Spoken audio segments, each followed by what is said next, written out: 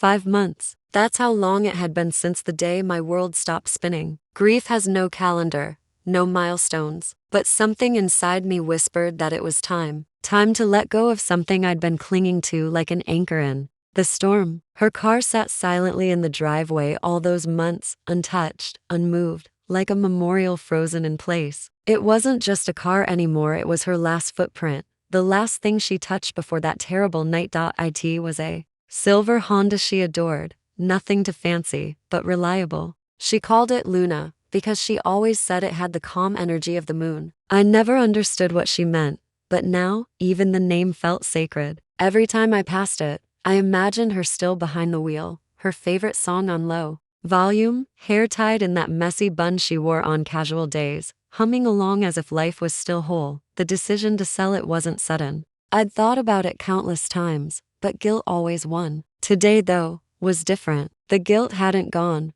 but the silence in the house had started to suffocate me. I needed air. I needed something to change. And so, on a warm Saturday morning, I grabbed the keys from the hook by the door and walked toward the car for the first time since the funeral. Dust had collected thick on the windshield. Leaves had gathered beneath the tires. I opened the door, and a whoosh of stale air greeted me, but beneath it lingered a familiar scent, soft lavender and something sweet. Her perfume. My breath caught. It was like walking into the past.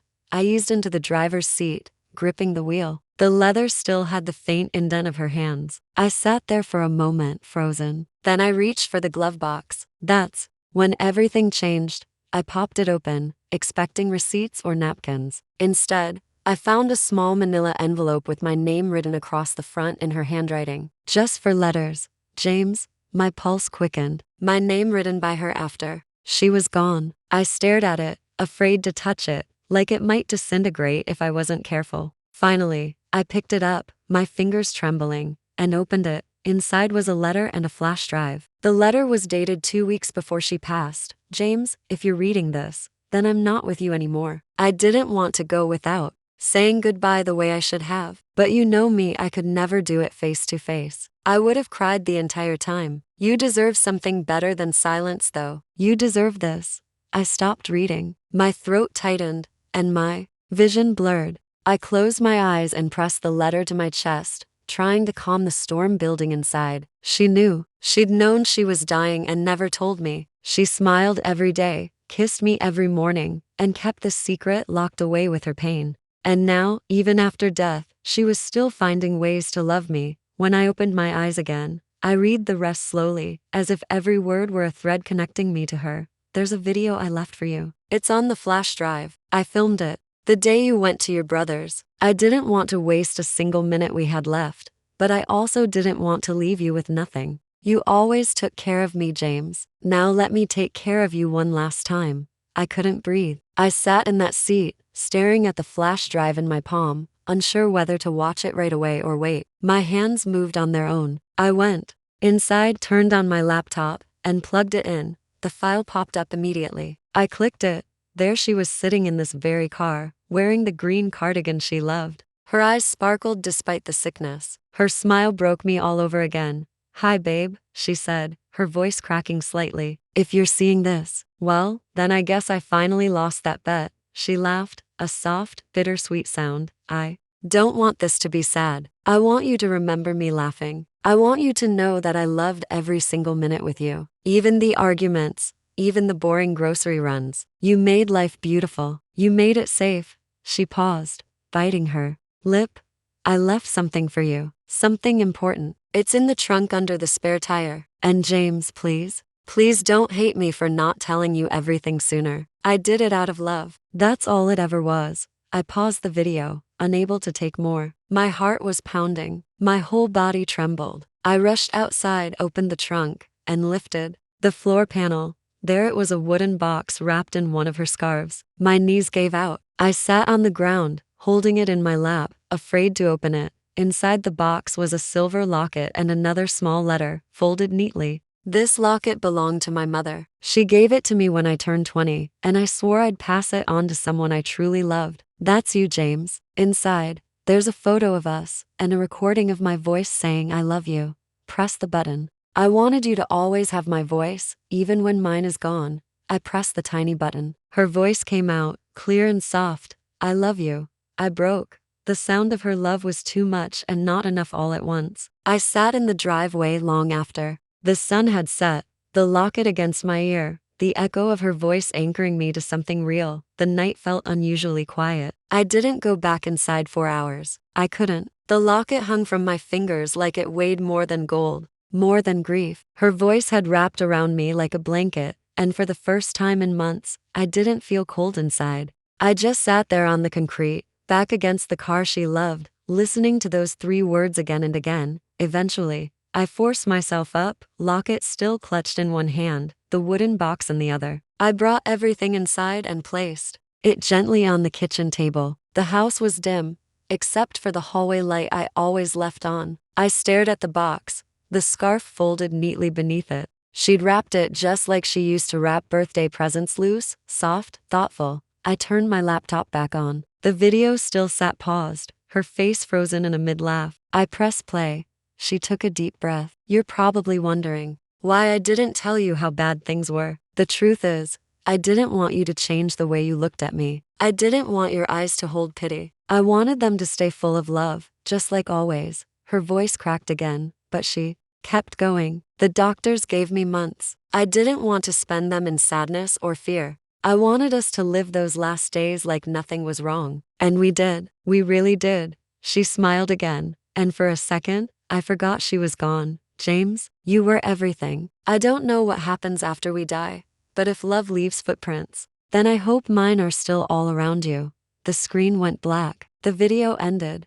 I didn't cry this time. I just sat there, feeling everything and nothing at once. The stillness that followed was heavier than any silence I'd known. But underneath that weight, there was something warm, a presence. I couldn't explain it, but it was as if she had just stepped out of the room, not the world. The next morning, I opened the locket again. Her voice played softly. I placed it beside the bed on her nightstand. It felt right, like she'd claimed her spot again. But something about the box still nagged at me. I opened it again, sifting through the contents more carefully. Beneath the scarf, I found a folded sheet of paper I hadn't noticed before, different from the note with the locket. It was longer, dotted to the top. It read, "For the day you're ready to begin again." My heart skipped. I hesitated, but then unfolded it. James, if you're reading the second note, then you've watched the video. You've heard my voice. And I hope deep down I've reminded you that our love was never meant to end. It just had to change shape.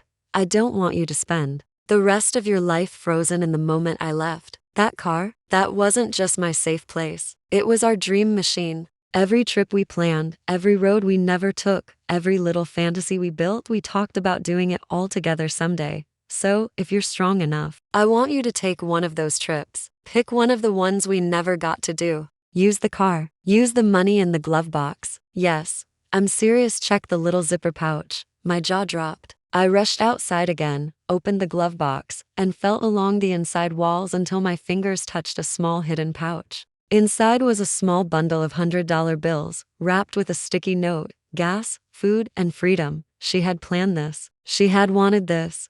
You can't stay in the house forever, love. It'll eat you alive. The walls will talk to you. The floors will creak like they miss me. But I want you to live. Please, take one road trip. Just one. For me. Maybe when you get back, you'll know what to do next. Or maybe you'll still be lost. That's okay too. Just promise me you won't give up. Let grief ride in the passenger seat, but don't let it drive. That last line broke me all over again. She knew. She understood the pain I'd be in, and she tried to guide me from beyond. It was like she'd carved out a path through my sorrow with love alone. I didn't sleep. That night, I sat in the kitchen with the letter under my palm, thinking about all the trips we'd dreamed of, driving the Pacific Coast Highway, seeing the northern lights in Alaska, even that tiny plan of stopping in every small town with a funny name. She'd wanted to do them all. We both had. But life had moved fast, and her illness even faster. There was always an excuse. Work, time, money. Until there was no more time. I looked out at the car through the kitchen window. It still stood there, freshly cleaned, waiting. I imagined her in the passenger seat, feet on the dash, singing off-key like she always did. I smiled.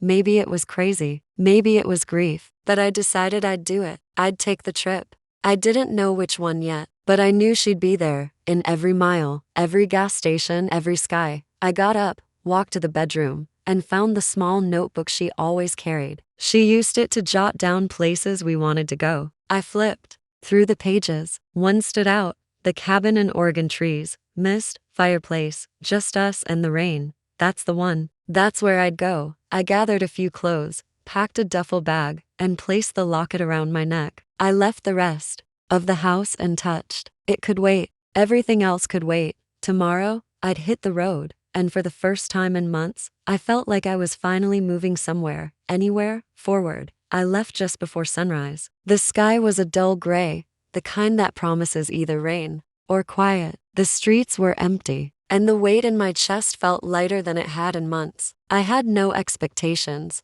no timeline, just a destination she'd once written in a notebook and a car full of her memories. I filled the tank, cleaned the windshield again, and turned on the old playlist she'd made on a USB stick still plugged into the dashboard. First song, that cheesy pop hit she swore was our song, even though I used to roll my eyes every time it played. Now it made me smile. I took the highway west. As the sun broke through the clouds, the light filtered through the trees like something out of a dream. And for the first time in a long time, I didn't feel like I was running from something. I was moving towards something. The locket bounced gently against my chest with every bump in the road, like a heartbeat not quite mine. Along the way, I stopped at small diners, gas stations, and sleepy towns where no one knew my name. I kept expecting the grief to catch up with me, to crash over me like a wave, but instead, it rode quietly in the back seat. I thought of her often, of course. Every song, every billboard, every moment brought some memory. But they didn't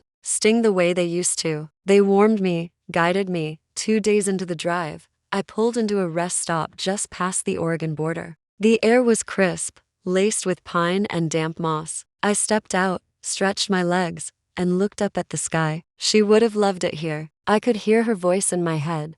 Smell that? That's forest magic. I reached into the glove box. Not for money or paper this time, but simply because I'd started using it like she once did for everything. There, tucked in the corner, was something I hadn't seen before: a small, sealed envelope. I recognized the handwriting instantly. But this one didn't say "for James." It said, "Open once you find the cabin." My breath caught. She had planned more than I realized. By the time I arrived at the cabin, the rain had started, a gentle, steady drizzle tapping against the windshield like a soft knock from another world. The cabin sat just off a gravel path, surrounded by towering evergreens and a blanket of silence. It looked exactly as she had described it in her journal: small porch, stone chimney, 2 rocking chairs out front. The kind of place where the world slows down. I parked the car and sat there for a while, staring at the door. I didn't cry. I didn't panic. I just breathed. Then slowly, I reached for the envelope and opened it. "You made it. I hope the rain is falling." I always pictured it raining when you arrived. Don't ask me why. Maybe because it makes everything feel more alive. If you're reading this, then you really did it. You got in the car and drove. You followed the map in your heart. And I'm so proud of you. So incredibly proud.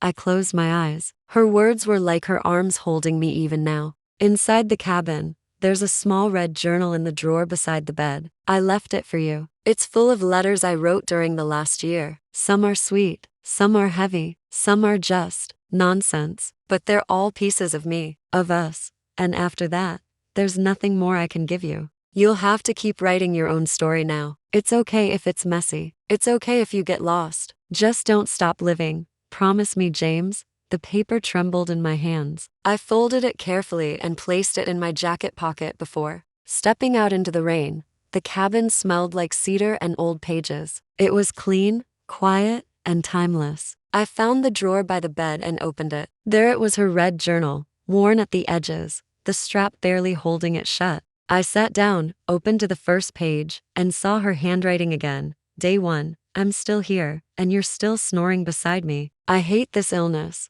but I love you more than I ever thought possible. I read page after page, her voice echoing in every sentence. Her fears, her jokes, her memories. Sometimes she talked to me like I was there. Other times she talked about the past, the future, the way she hoped I'd keep going. One page simply said, "If you find someone new, it's okay. I want you to be happy. Just make sure she loves coffee and bad reality TV." I laughed out loud at that one. It was the first time I'd laughed without guilt in so long. She had managed to turn her final months into love letters for the days I'd face without her. I spent the whole weekend there. I read every letter. I watched the rain. I talked to her out loud, not even caring how it looked or sounded. I let myself feel everything: joy, sorrow, peace. And when Sunday came, I packed the journal, the locket, and her last envelope into my bag. I stepped outside one last time and looked at the trees swaying in the breeze. I'm going home, I said quietly, but I'll come back someday. The drive back was different. The playlist still played. Her scarf still hung from the rearview mirror, but I felt something had shifted inside me. Not healed healing, not whole but open. When I pulled into the driveway, I looked at the car not as a memory, but as a gift. I wouldn't sell it. I couldn't. It wasn't just hers. It was ours. It had carried me through grief, through her words, through miles, and months and moments. That night, I slept with the window cracked open and the locket by my ear. Her voice whispered one last time, "I love you."